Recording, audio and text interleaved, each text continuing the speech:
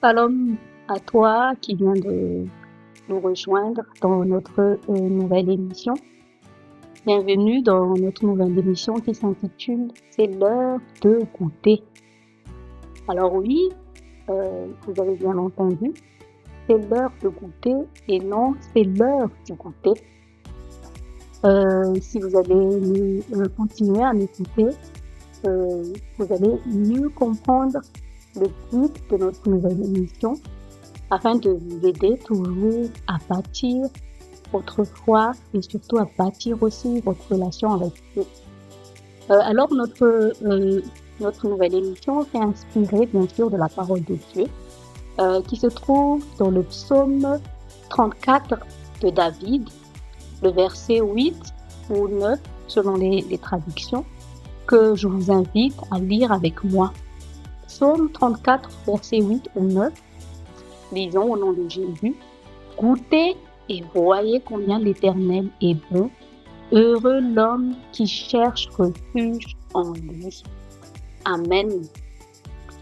Sûrement que ça commence à s'éclaircir dans votre tête. Alors oui, cette nouvelle émission a pour but de vous amener, de vous inviter à goûter à la parole de Dieu, à goûter à la présence de Dieu à travers sa parole. Et il n'y a pas de problème si vous êtes en train de peut-être prendre votre goûter. Vous pouvez tout aussi bien prendre votre goûter avec Dieu et goûter en même temps à sa présence et goûter à la parole de Dieu. Alors c'est un moment où je t'invite à imaginer que tu es en train de goûter avec Dieu et de goûter à Dieu en prenant ce verset que nous allons étudier dans nos premières émissions. Donc, si je reviens au psaume de David, David dit, goûtez et voyez combien Dieu est bon. Goûtez et voyez combien Dieu est bon. Amen. Donc, ce que David ici est en train de nous dire, c'est que comment ça, Dieu, ça se goûte et en plus, il est bon. Et en faisant des recherches sur le goût est un des sens de l'être humain et c'est Dieu qui nous a donné la capacité du goût. Amen. Et ce qui est bien avec Dieu, c'est qu'il nous ramène toujours dans le naturel parce que n'oublions pas, Dieu est aussi le créateur du naturel. Mais ici, il nous parle à travers le naturel, c'est qu'il y a aussi une réalité en corrélation avec ce qui est du naturel dans le monde spirituel, dans le langage spirituel de Dieu. Alors le goût, il influence considérablement l'état psychologique des individus. Et le goût ne se contente pas juste de signaler si un aliment est agréable ou non, mais il influence jusqu'à nos émotions et guide notre comportement alimentaire. Amen.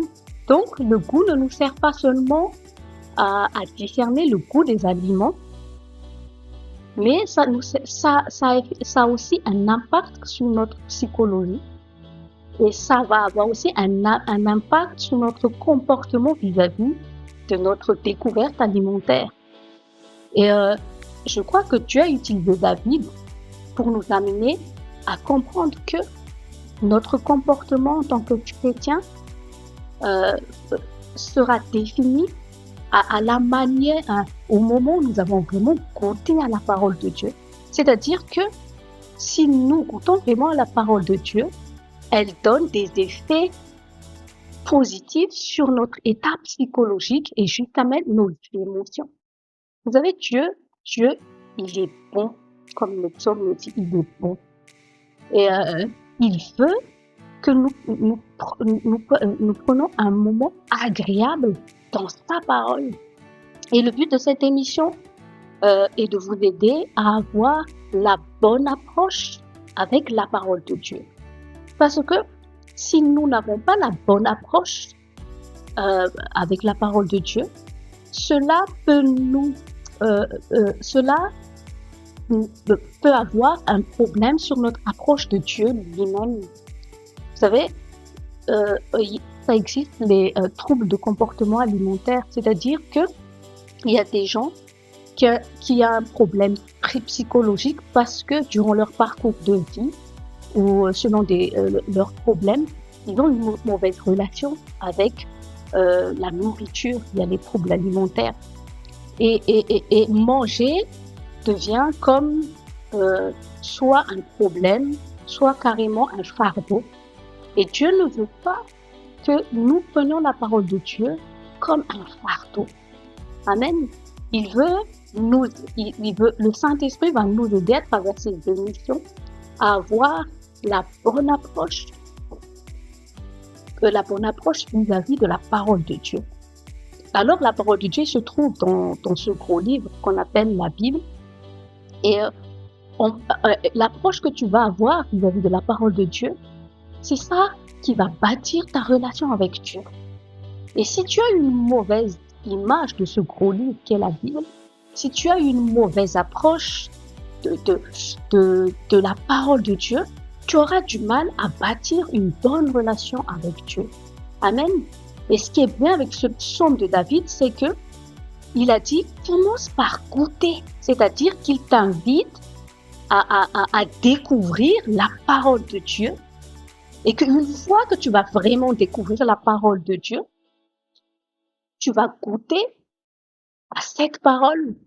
C'est-à-dire que ton être va être impacté par le fait que la parole de Dieu va te toucher. Et qu'il veut que tu constates de toi-même combien Dieu est bon. Donc, c'est-à-dire que le goût influence notre perception de Dieu. Si tu n'as pas le goût de la parole de Dieu, tu auras une mauvaise perception de Dieu. Mais si tu développes le goût de la parole de Dieu, tu auras la bonne perception de Dieu et tu vas aimer être avec Dieu. Tu vas comprendre qui est réellement Dieu. Amen. Et de par notre parcours chrétien, je pense qu'on n'a pas tous eu la bonne approche vis-à-vis de la parole de Dieu. Et ça nous empêche, ces mauvaises approches de la parole de Dieu, nous empêchent de goûter et donc de voir à la bonté de Dieu. Peut-être que tu fais partie de ces personnes ça fait des années que tu es chrétien et que peut-être que toute ta vie chrétienne, tu as surtout entendu des prédications pro-religieuses, des prédications légalisme, comme en présente, vous avez des repas qui ne donnent pas envie de manger, des prédications qui te donnent une mauvaise image de Dieu comme un Dieu fâché, dur, trop exigeant. Vous avez des nourritures qui n'est pas cuisinée avec amour, qui n'est pas cuisinée dans les 5 étoiles. Et ça t'a amené à avoir même un dégoût de la parole de Dieu.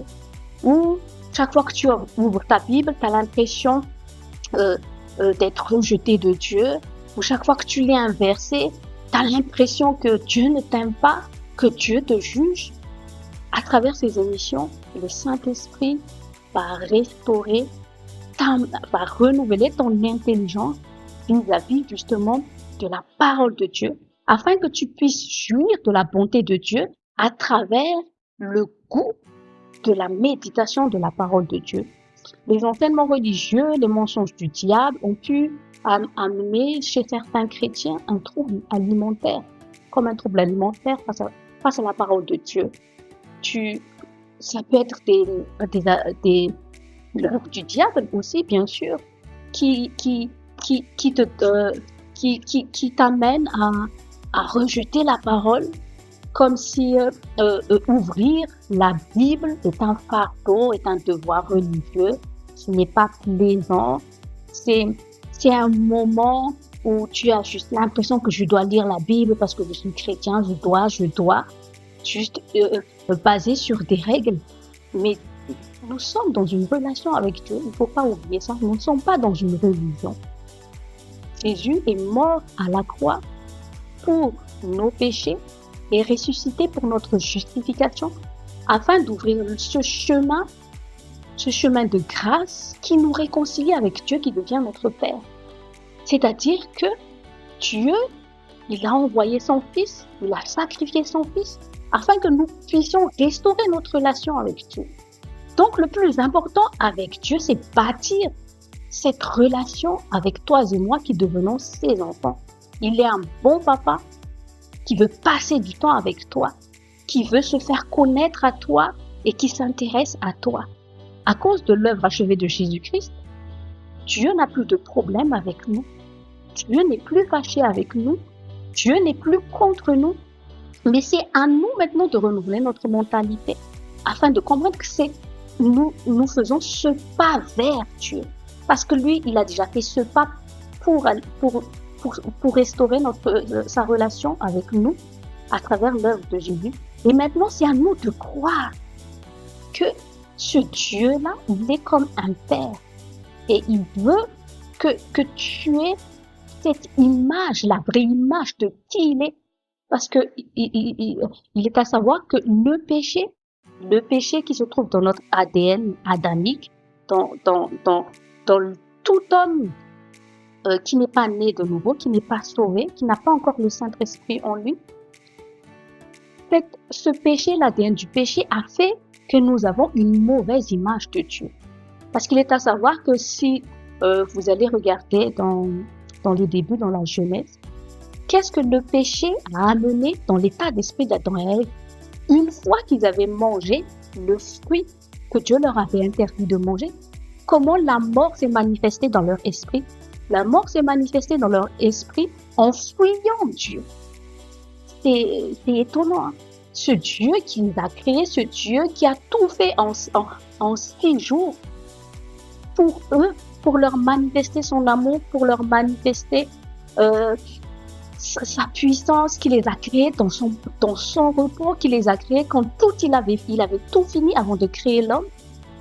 Et c'est étonnant qu'une fois qu'ils ont mangé ce fruit-là, ils ont eu peur de Dieu, ils ont eu peur de la présence de Dieu. Toute leur perception de Dieu a changé parce que quoi? Ils ont goûté aux fruits qu'il ne fallait pas goûter. Amen. Et le Saint-Esprit, il veut renouveler notre état d'esprit afin que nous goûtons à la parole, afin que notre perception de Dieu change, afin que nous trouvons en Dieu un refuge, afin que nous trouvons en Dieu ce lieu de confiance, de sécurité, que nous voyons ce Dieu qui nous aime, mais qui ne nous rejette pas, ce Dieu qui est miséricordieux et non plus qui est fâché, parce que son Fils est déjà mort pour nos péchés, il est mort, il a porté notre condamnation.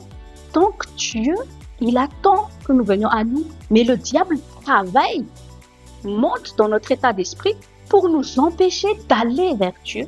Parce qu'il ne veut pas que nous goûtions à sa sainte présence. Il ne veut pas que tu goûtes à la présence d'amour de Dieu.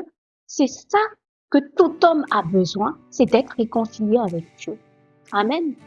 Et à travers ces émissions, le Saint-Esprit va travailler en toi afin que tu aies la meilleure approche de cette parole. C'est un livre que Dieu a écrit pour toi et pour moi. Il veut se faire connaître à toi et il veut aussi que tu te connaisses à travers son cœur. Il veut que tu te connaisses à travers l'œuvre de Jésus en tant qu'enfant de Dieu.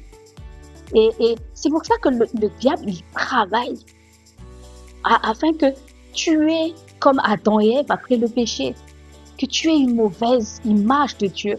Parce que quand tu ne t'approches pas de Dieu, quand tu es loin de Dieu, nous sommes à la merci du diable, à la merci du mensonge, à la merci de ses pièges. Mais la vraie sécurité, c'est que tu aies confiance en Dieu et que tu aies cette liberté d'aller vers Dieu. Donc le Saint-Esprit veut t'amener à faire de la méditation de la parole de Dieu comme un moment plaisant. Comme David, dans les moments les plus difficiles de sa vie, il a dit que il trouvait toujours le réconfort dans la présence de Dieu. Il trouvait le réconfort dans la parole de Dieu. Il avait un cœur qui se confiait en Dieu. David n'était pas un homme parfait. Mais il savait qui était Dieu. Il savait que malgré ses péchés, malgré ses erreurs, il y avait ce Dieu qui est bon.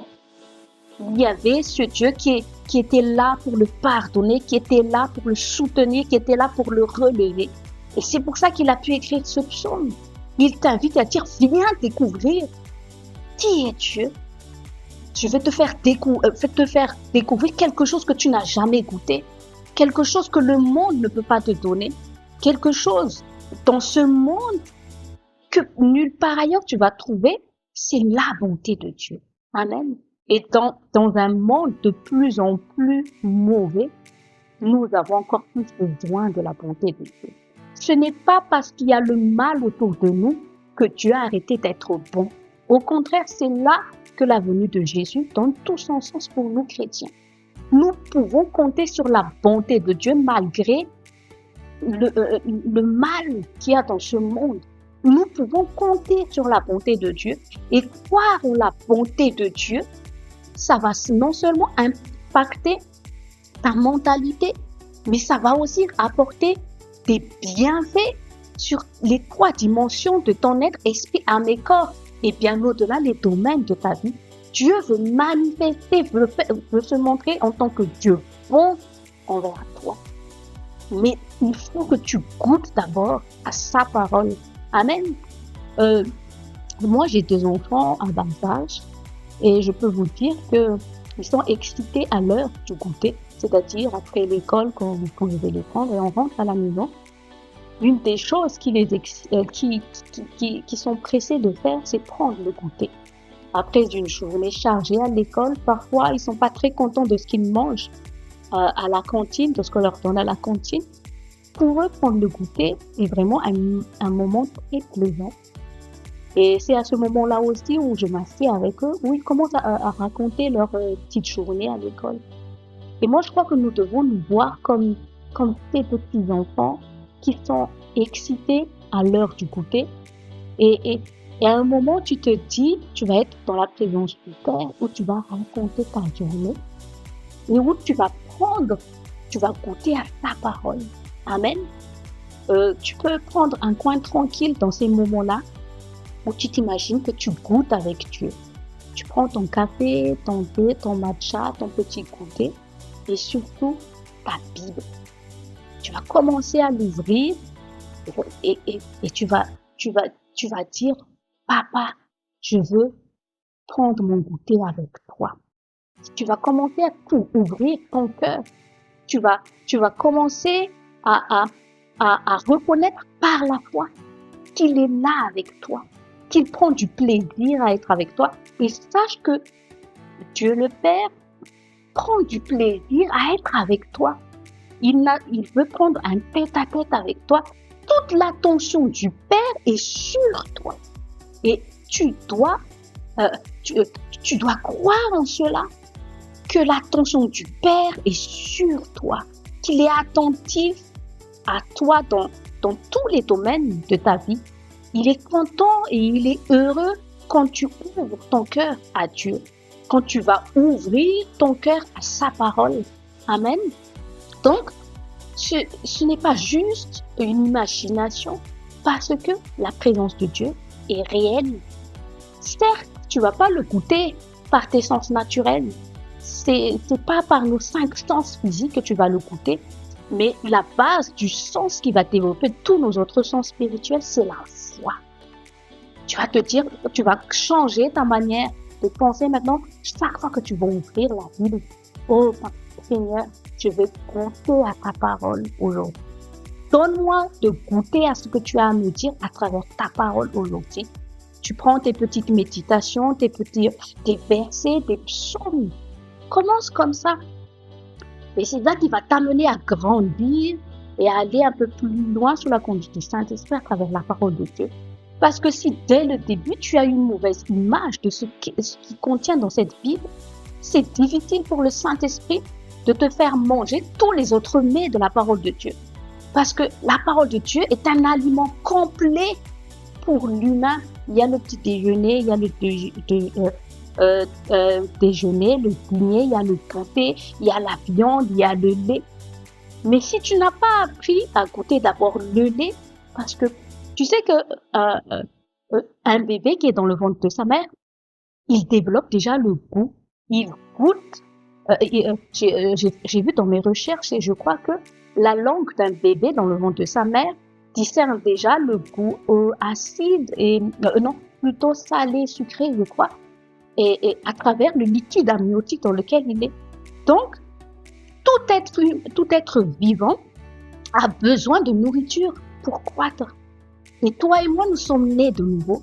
Nous sommes maintenant des êtres spirituels, nous sommes nés de nouveau.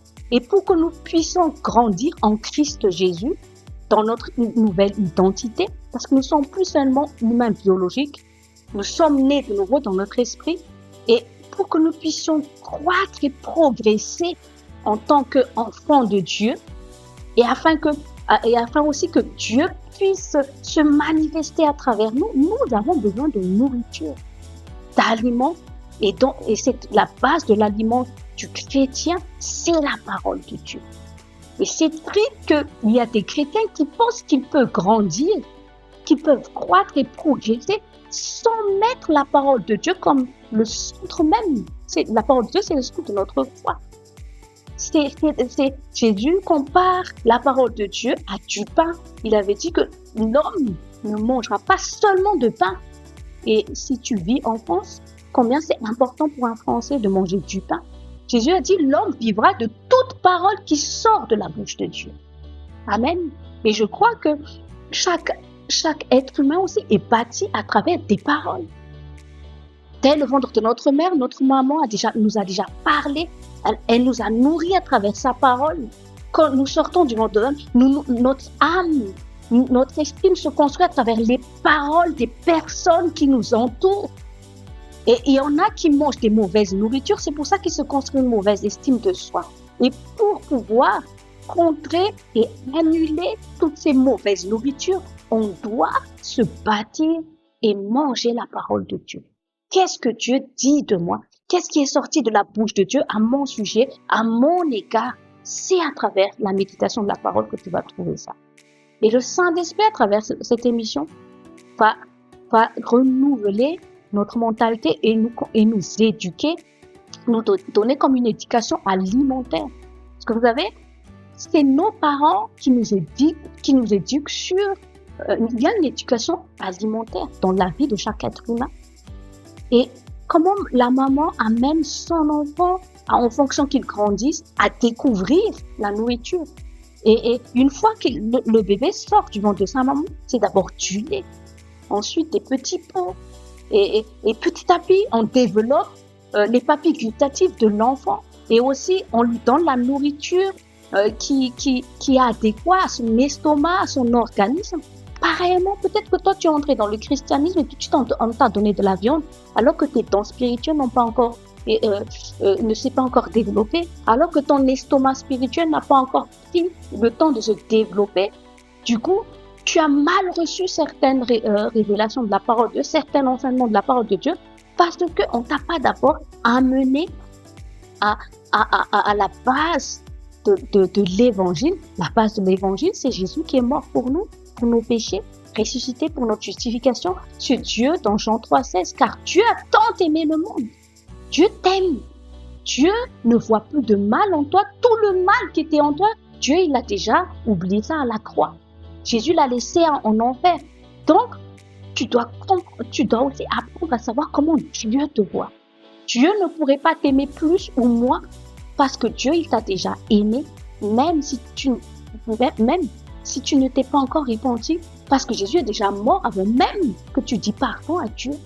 Donc, l'amour de Dieu ne varie pas en fonction que tu as fait du bien ou tu n'as pas fait du bien. Tu dois comprendre que c'est déjà un aliment de comprendre, l'aliment spirituel de comment que Dieu nous aime. Aucun être humain sur cette terre n'est mort pour toi, pour que tu n'hérites pas l'enfer, mais que tu aies une demeure éternelle auprès de Jésus. Il va revenir te prendre et il t'a fait une maison. Tu fais partie de la maison du Père. Amen. Donc, tu le Saint-Esprit va renouveler votre intelligence et que plus nous allons avancer dans les émissions, comme un enfant au début, il n'aime pas les légumes. Mes petits-enfants, ils n'aiment pas les légumes, mais les adolescents, ils sont plus grands, ils savent l'importance de ce pourquoi ils doivent manger les légumes, donc ils les mangent. Donc tu vas grandir avec le Saint-Esprit et ça va être plus facile pour toi de manger les autres aliments de la parole de Dieu parce qu'il faut savoir que tout cela est bon pour toi. Et le Saint-Esprit est comme une mère qui nourrit les enfants de Dieu à travers la parole. Il sait comment le cuisiner, il sait comment te l'enseigner afin que tu puisses le mieux possible le digérer et surtout prendre le goût. Il y a du goût dans la parole de Dieu. Parfois, les épinards ne donnent pas envie aux enfants, mais il y a du fer dedans. Il y a les bonnes choses dedans. Pareil aussi, c'est le Saint-Esprit qui va t'aider à y aimer tout ça. Amen. Pour finir, pour notre première émission d'aujourd'hui, j'espère que tu as pris du goût déjà à travers notre première émission, afin que dans les prochains jours, le Saint-Esprit nous amène à encore découvrir la richesse de ce qu'est l'aliment de base pour nous chrétiens, qui est la parole de Dieu. Je vais prier pour vous, afin que le Saint-Esprit puisse vous guérir de tout trouble alimentaire vis-à-vis de la parole de Dieu. Mais peut-être que toi aussi, tu as un trouble vraiment alimentaire avec la nourriture, surtout dans notre société moderne. Je prie que le Saint-Esprit te guérisse de tout trouble alimentaire, que ce soit boulimie, anorexie, que le Saint-Esprit te guérisse, que la vie de Dieu te visite. Donc, je vais prier pour vous, pour finir. Seigneur, je te remercie, Seigneur, pour cette première émission. C'est l'heure de goûter. Je prie, Seigneur, pour toute personne qui est en train de m'écouter. Saint-Esprit, je te prie que tu renouvelles leur intelligence, afin qu'à partir d'aujourd'hui, à chaque fois qu'ils vont ouvrir leur Bible, à chaque fois qu'ils vont s'apprêter à méditer la parole de Dieu, réveille leur capacité, Seigneur, à pouvoir goûter à tout ce qui se trouve dans la parole de Dieu. Dans leur Seigneur, de goûter à ton amour, dans leur Seigneur, de goûter ta puissance, dans leur Seigneur, de goûter à ta paix, dans leur Seigneur, de goûter à ta joie, à ta lumière, quand ils vont, à partir d'aujourd'hui, ouvrir leur Bible. Et renouvelle aussi, Seigneur, leur intelligence, afin qu'ils aient la vraie image de qui est Dieu. Dans leur Saint-Esprit, la révélation de Jésus dans leur cœur, afin qu'à partir d'aujourd'hui, ils puissent bâtir une relation saine et bénéfique avec toi, Jésus, avec toi, Dieu le Père. Merci, Seigneur, pour la guérison que tu es en train de faire dans chaque personne qui m'écoute, la délivrance de tout trouble alimentaire, la restauration des cœurs, la restauration des visions dans le nom de Jésus. Amen.